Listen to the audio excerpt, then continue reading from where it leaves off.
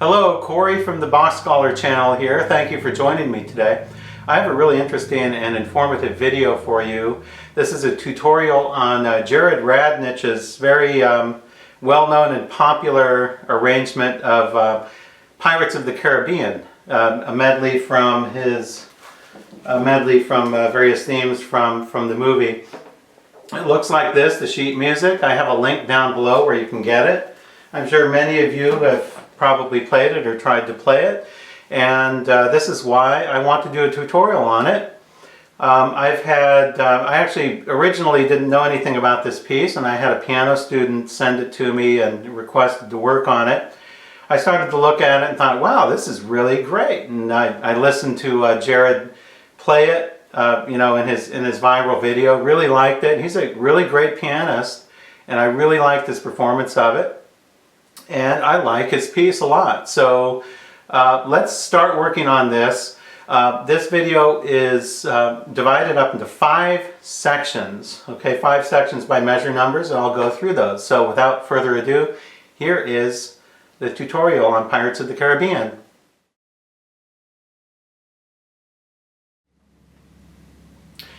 Okay, let's get started on our first section here. I'm dividing the first section into 22 measures. So if you have your score here, we will be working up to measure 22 in this first segment, okay? Now, first of all, I want to explain in this first segment my general rule in practicing. Many of my viewers and subscribers have asked me, in private emails and such, how on earth do I learn all this music and learn it memorized? Well, I have a system down, and this system is really, the bottom line is just getting down to the basics, And the first rule that you should always follow is never, I say absolutely never, play fast from the beginning. I see this time and time again, people trying to go too fast too soon, and you crash and burn. So my general rule of thumb that I do for pretty much everything I learn is 50% speed in the beginning. So what you want to do is figure out what your speed is for this. Not Jared Radnich's speed, not someone else's speed, not the Joe Schmo concert pianist speed. You need to figure out what your speed is. If you were to perform this somewhere, say in Carnegie Hall, what would be your ideal speed? You don't have to play it that way now. You just need to figure it out. So, take a metronome, and let's figure out, I'm figuring out, okay, my speed, this is for me. Okay, it's not Jared Radnich, it's Corey Hall. I'm figuring out for me, I like this speed a lot.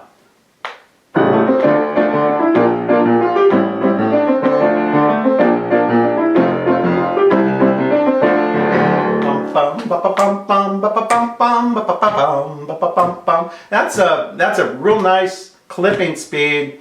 I couldn't imagine, I think it would sort of fall apart if it were any faster than that. So my speed happens to be 63 per half the measure, per dotted half note or dotted minim for your Brits out there.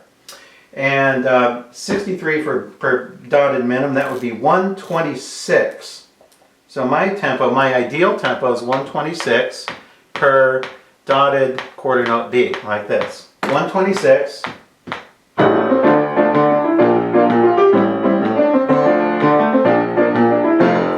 Very nice beat. Now, let's say you're just starting this from the very beginning. There's no way in a million years you can do it that fast.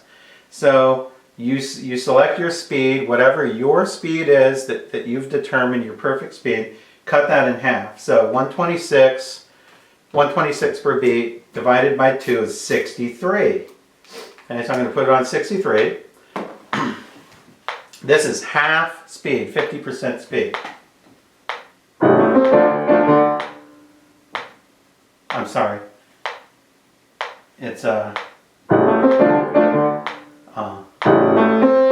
right.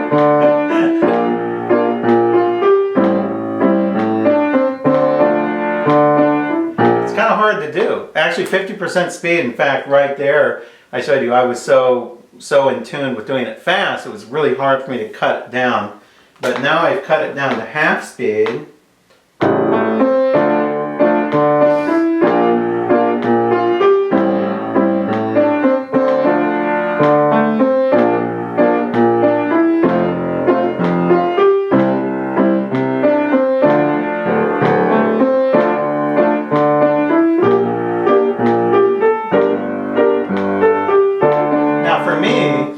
That seems to be 50% speed seems to be the ideal learning speed. You know, when I'm first learning it, when I first got the sheet music and learned it from the very beginning, you know, it doesn't have to exactly be 50%, but that's a rule of thumb that you should always do. Now, once you get that, let's say we have the first 22 measures at that speed, then what you want to do, and that might take actually a couple weeks for you, then you want to speed it up a little bit gradually.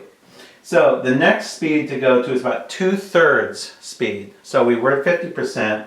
Now we're going to go to 2/3 speed, which in my case would be 84 per beat.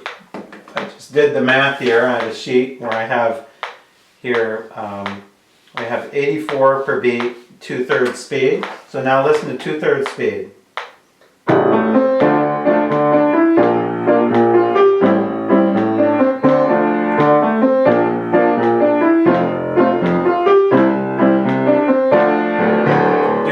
That way.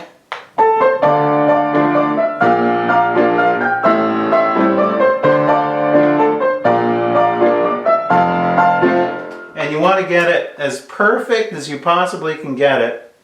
Perfect rhythms, you know, perfect notes, know all your chords at that speed. And that's 2/3. Next, we're going to go up to 3/4 speed, which is, in this case, in my instance, 96. So we're going to step it up just a little bit, and this might be in another week or so, you know, so you can even spend a whole week doing one speed, then step it up. Now this is 3/4 speed.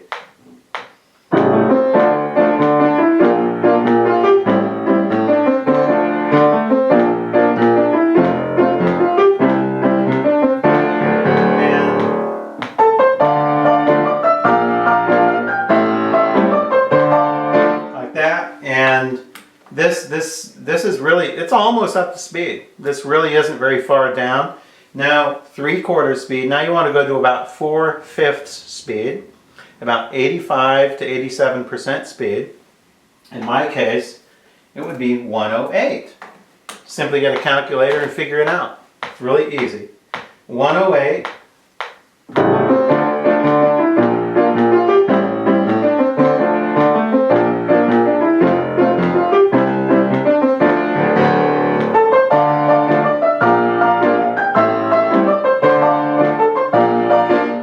Nice speed. For some of you, that might be 100% speed. So don't think you have to go faster than that. If this happens to be your full speed, your 100% speed, then just cut that in half and redo the math and come up with slightly different numbers than I came up with here. So that's the first rule. Slow it down. Do not play it fast from the beginning.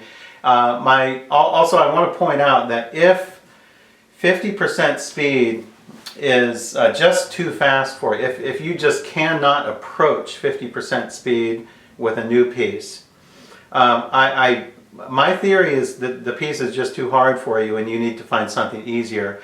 Really, if you need to be able to at least go 50% speed, there has to be a bottom line, there has to be a standard somewhere there. So that standard, I think, works best at 50%. So let me just go over a couple more things here in the first section. I prefer very little pedal in the beginning. Jared Radnich marks pedal marks here in the beginning, but I like it with much less pedal. Maybe a little pedal here, no pedal, no pedal.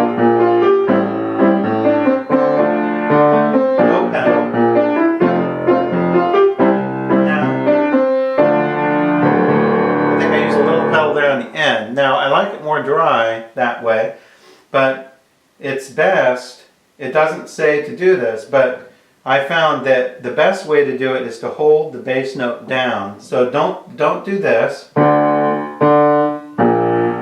Don't let go of your fifth finger when you play your thumb. Do this. So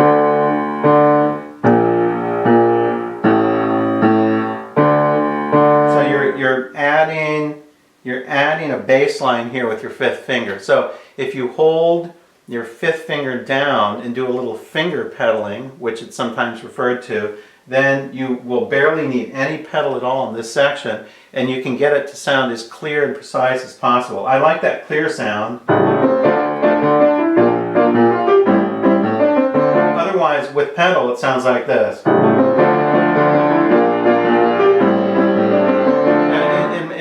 In my opinion, it's just too mushy sounding. It's too much pedal. So now, but when we get down into measure 9, before measure 9, in measure 9,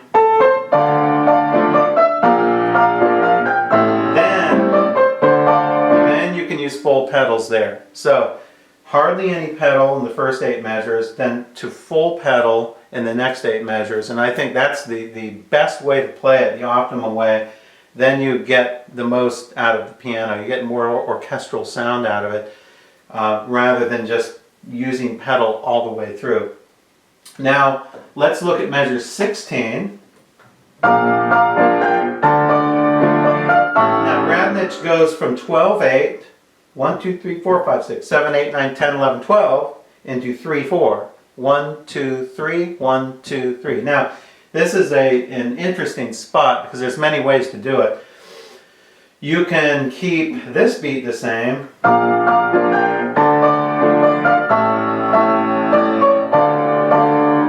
You can sort of keep the large beat, or you can keep like the dotted quarter of the previous beat would become the quarter note of the next. I think that's a little too slow. I think it needs to speed up a little bit. So what I like to do is, it's easier to do when it's more up to speed, but you make the half the measure of the previous equal to 1 measure of 3/4 time. Let me show you what I'm talking about. I'm just going to put it on a little under speed here, just so I can show you what this is. I'm going to put it at about 2/3 speed here.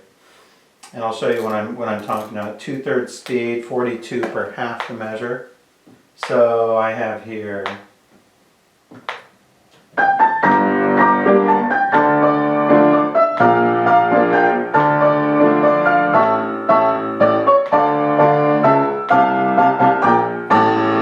So see, you have 2 beats per measure in the 12/8, and then that one of these becomes the 1 beat for 3/4. I find that that's the best way to do it, or you can do it somewhere in between there. But that's an interesting spot. I've toiled with that spot for a while now and thought, there's a few possibilities with that. So do give this some thought into how you want to do that transition, because there's various ways of doing it. And then the end here.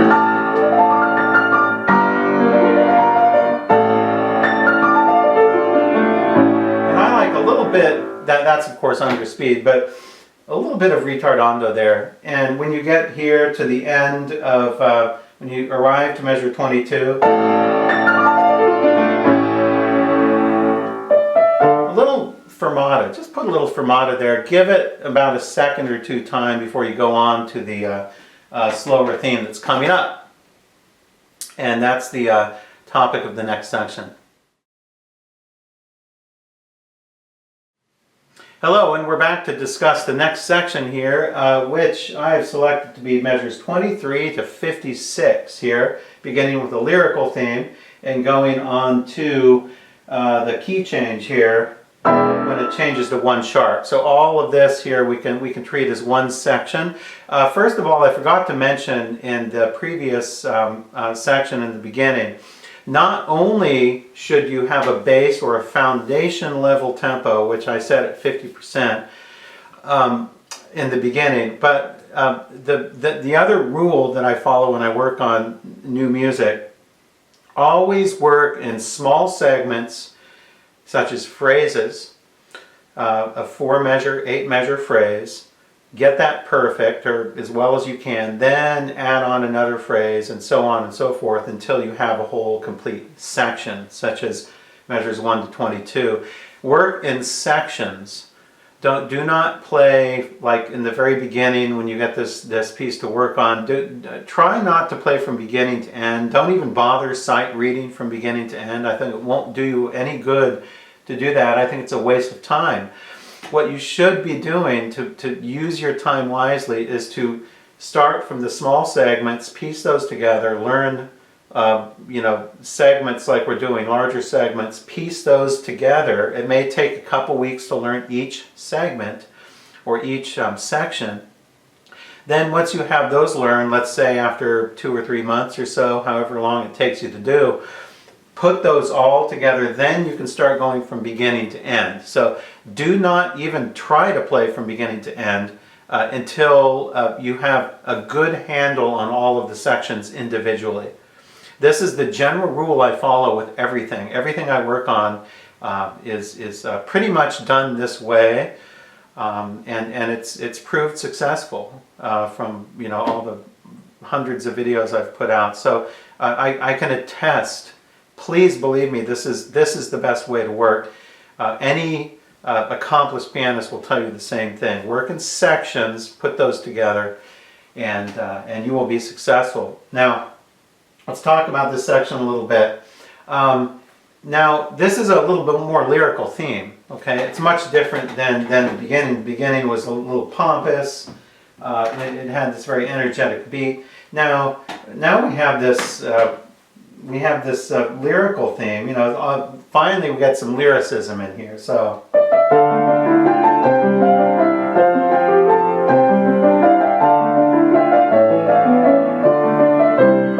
Very nice, sort of quasi medieval kind of theme with open fifth sound. Reminds me a little of Greensleeves.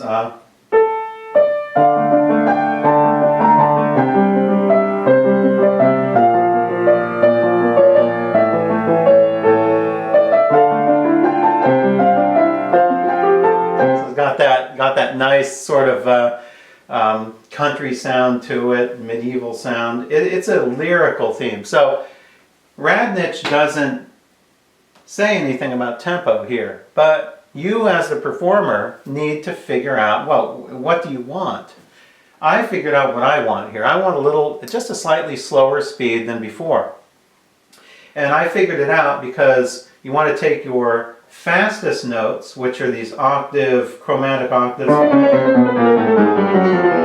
that part in measure 39 and 40, you want to figure out what the fastest is you can do those, because that stays within the tempo, and then you want to just take that speed and use that for your original speed.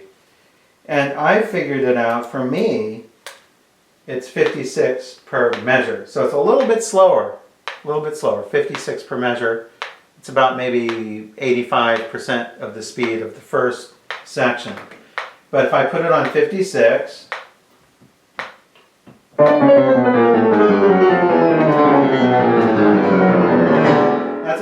that's pretty much as fast as I can do it. If you can do it faster, fine. All the power to you. But this is pretty much the fastest I can do that, and it seems a really good logical speed. So I'm going to take that same speed. I'm going to take that speed and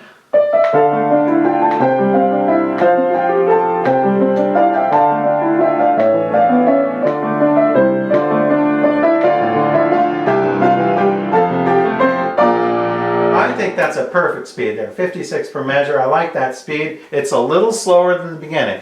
So that means that you, like I said before, you want this fermata after the nice tumultuous part. A little fermata here, and then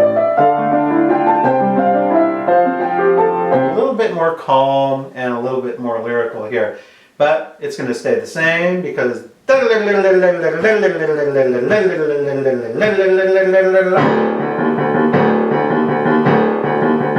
call that the Jaws part. It reminds me of the movie Jaws. Keep that at the same speed. Doesn't even have to change.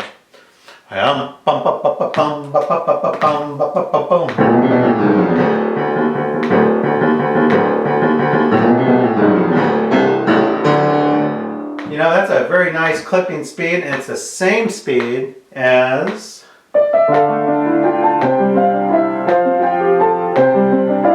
the lyrical theme. So it's lyrical. You don't change the tempo, you're just changing the touch and the way that you're playing. One of the very interesting things about playing the piano, you don't have to change the speed in order to change the character. The character changes automatically based on your touch. So it's smooth legato here.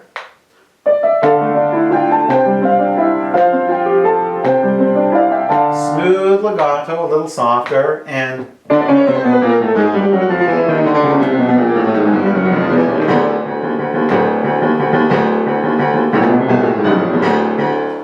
doesn't even have to change. No change in speed. Keep the speed constant.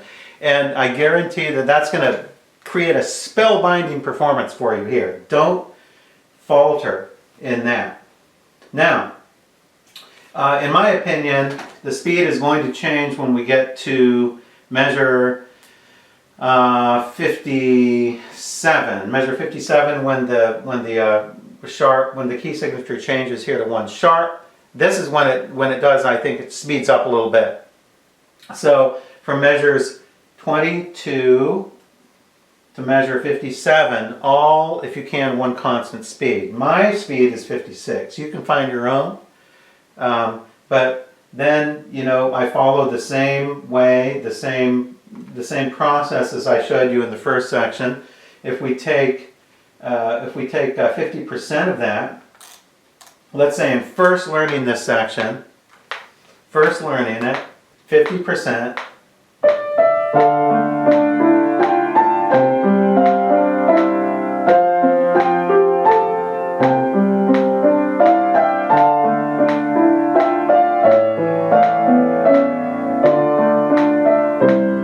Perfect learning speed. When you're first learning the notes and you're putting it all together, trying to memorize it. Now, I'm going to go to the octave part here and measure 39.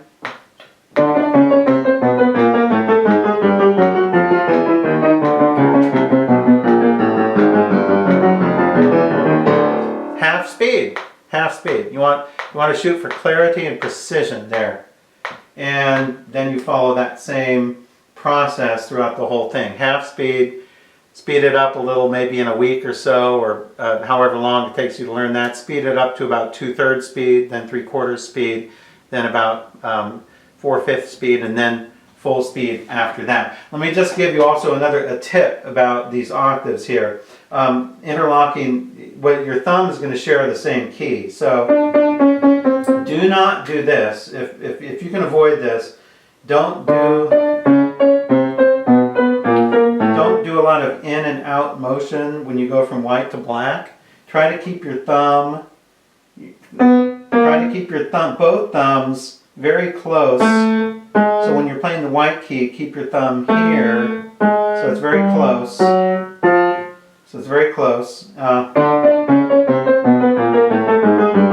So you don't want to do this in and out motion. You want to keep it very close within that radius right here. Very small. It's about an inch. It's about an inch range where your thumbs will be right here on white and black keys, since they go back and forth between whites and blacks. And next, we'll talk about the key change here and how that changes tempo. Hello, and we're back to talk about the next section, which is going to start in measure 57 with the key change and go all the way to measure through measure 75 to the next key change in measure 76. This section here, in my opinion, is faster. It's faster than the lyrical theme section that we did previously. Radnich doesn't have a tempo change here, but I think logically the music calls for it because there are fewer notes in here, fewer fast notes, and it accelerates. And this really creates a positive change in the adrenaline of the music. It really needs that slight speeding up there. So what I like to do is I play the second theme section at 56 per measure, as I showed you before, and then 72. So from 56 to 72, a good 18 beats per measure or so faster, or 16 beats per measure. So it's considerably faster here, going on to this section here.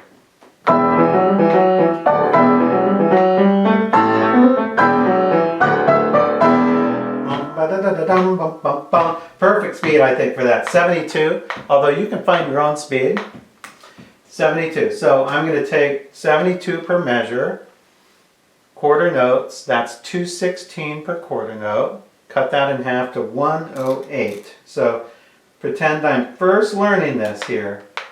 You've selected 72 for your speed, 72 per measure, and now half speed is 108 per quarter note.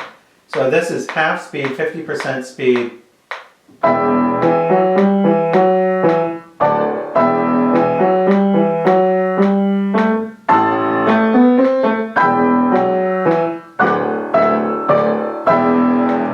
Don't cut corners. Please don't cut corners. As I said before, keep it slow.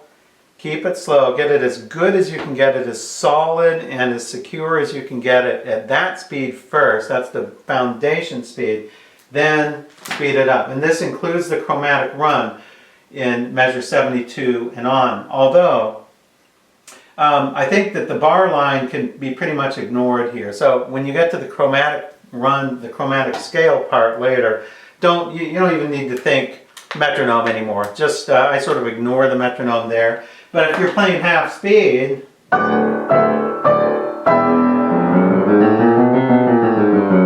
you want to slow down your chromatic scales to approximately half speed. Then you speed it up to 2/3 speed, then 3/4 speed, then 4/5 speed, and then full speed. And that's this section. Now, let me just give you a little tip on this chromatic run part. It's a very exciting part here. Radnich marks in measure 72 that the left hand takes this octave, the right hand comes down. After playing this chord, the right hand comes down like 3 octaves, over 3 octaves. It does this. Now, and then it alternates hands going up the chromatic scale. Now, what I find better, and I think you'll like this. So what I find better, I always search for easier ways to play things, and what I like to do is this. Give this a try, and I'm sure you'll like it. Instead of coming down with your right hand and doing that, because that's a big jump, just do this. Play this. Use the pedal, then just come up with your left hand. 4, 3, 2, 1. Break that between the hands. See, rather than just doing all that with the right hand, you can actually break it. You can actually get a cleaner sound if you break it between the hands. Well, now you're probably wondering, well, what do I do about the octave here? Now, what? Well, you have to jump down, do this? No, you just do this. You go like this. Your left hand, right hand, over. It's so fun to play that way. So 5th finger here, over.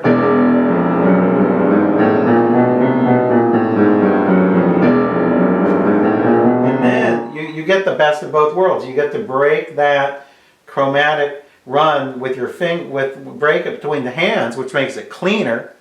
Plus you can get a really good sound on that with your right hand when you cross.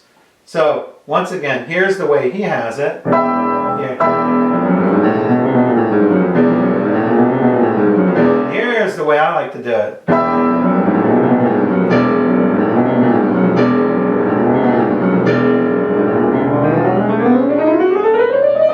Really, I think it's nice. It's easier to do. So give that a try and see if you like that.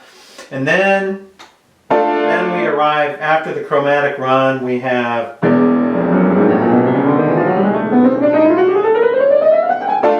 and then the key change is our next section, which we will discuss. And we're back here to discuss the final section, which starts in measure 76 and goes all the way to the end. And in my opinion, this section is after the chromatic run part. The chromatic run part measures 72 to 75, sort of erases the bar line, so you don't really know your tempo, you're just playing really fast. Once you arrive here, then in my opinion it should be the same tempo. It works perfectly. Up tempo, 100% speed is 72 again. So it's the same tempo as if you take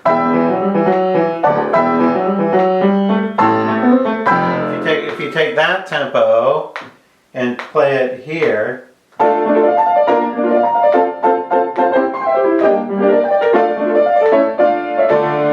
Really a clipping speed, but I think that you know, you need to really you're the architect of everything, putting this all together. So that, in my opinion, is the final speed. And then that would be also, you know, the jumping part there, which is very difficult. As you see, I even, you know, hit wrong notes here, but you know, I wasn't really focused. But bum bum bum bum bum bum bum bum bum bum bum bum. That's 72. So you want to keep that speed pretty much up to the end, and in measure 108.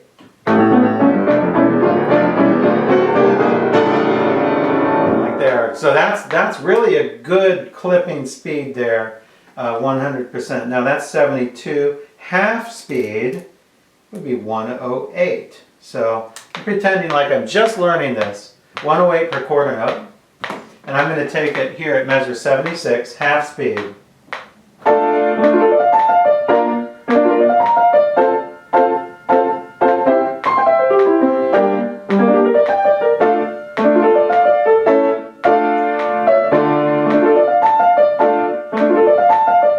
Nice speed. And when you get here later to the jumping part,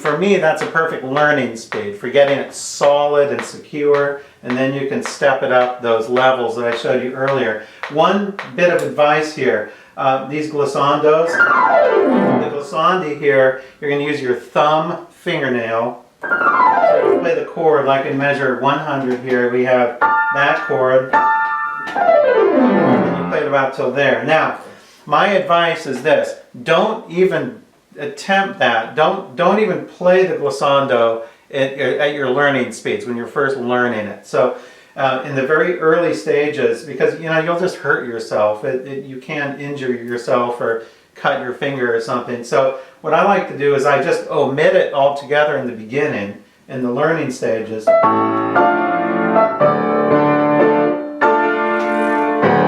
And you can do that.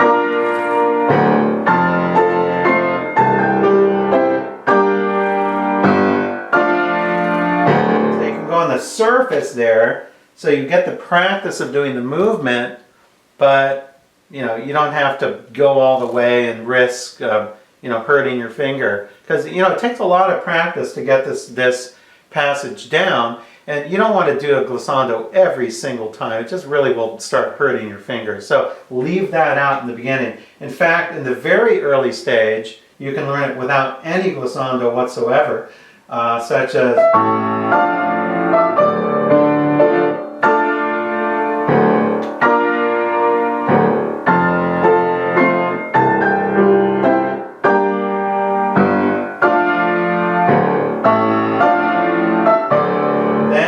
start adding the movement to it without doing the glissando. And then when you're almost up to speed, when you're almost up to full speed, maybe 3/4 of speed or so, then you can start adding the glissando, adding the real glissando.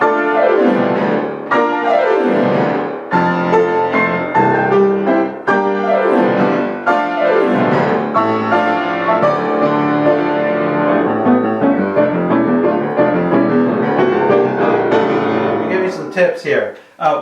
First of all, let me back up here. This part here, keep that dry. But you might want to hold the first three notes down here to give it a little harmonic support. So I like to hold the first three notes down here a little longer to give it harmonic support. So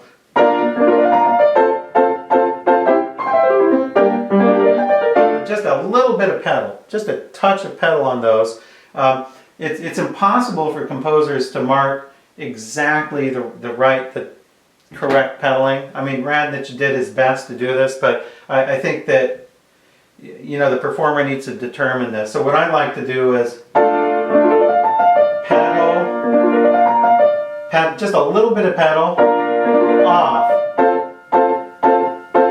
And I like to do these. Radnich has pedal here. I like no pedal, so you can do what you want. Some people say tomato, some say tomato. So you are not Jared Radnich, so you need to figure out how you want to do it. I figure out how I want to do it, and of course Radnich does it the way he wants to do it.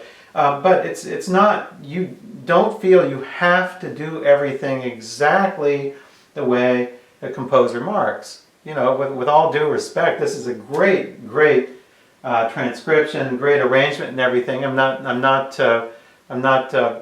taking anything away from Radnich's genius, but you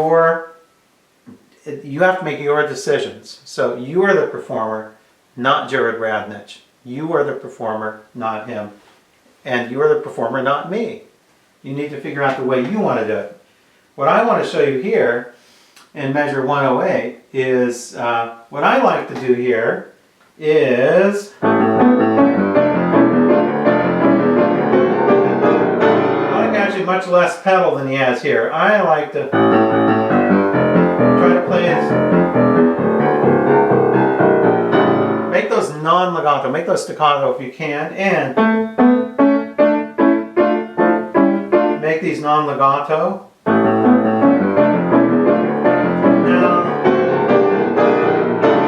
Start towards the end, I like a little pedal there because that broadens it out. So not too much pedal on these.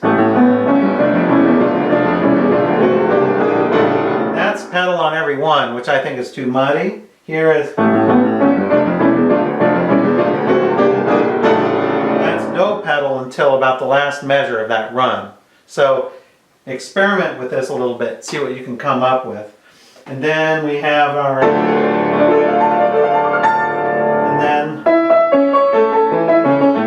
the same rule here as I showed you before with the octaves. You want to keep your thumbs close to the black keys here. So avoid going in and out with the black and white keys. Try to keep it within that very small small region right here, about an inch, where your thumbs can share. Here, of course, pedal. You can do it all in one pedal. Just a nice big accumulation of sound there. So all of that in one pedal. Then you get, change the pedal here, B flat chord. Then I like to just play a D minor chord. Radnich likes to jump up and sit on the piano, which is, it's a nice effect, but I like to just end it with a D minor, open D minor. I play D, A, D, and then A, D. So you have a nice, powerful, open fifth sound in D minor. So once again, this last section here, you need to get it very solid and secure, 50% speed, 2/3 speed, 3/4 speed, 4/5 speed, then up to tempo there. And give yourself a lot of time to practice this part.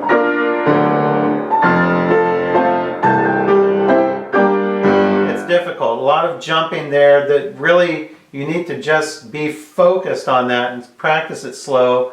Get as secure as you possibly can. And this wraps up my tutorial on Pirates of the Caribbean. Excellent transcription. I give all the credit to Jared Radnich for the work he's done on this. And I enjoy teaching it to you today, and I wish you luck on it and all the best in your piano pursuits. Until next time.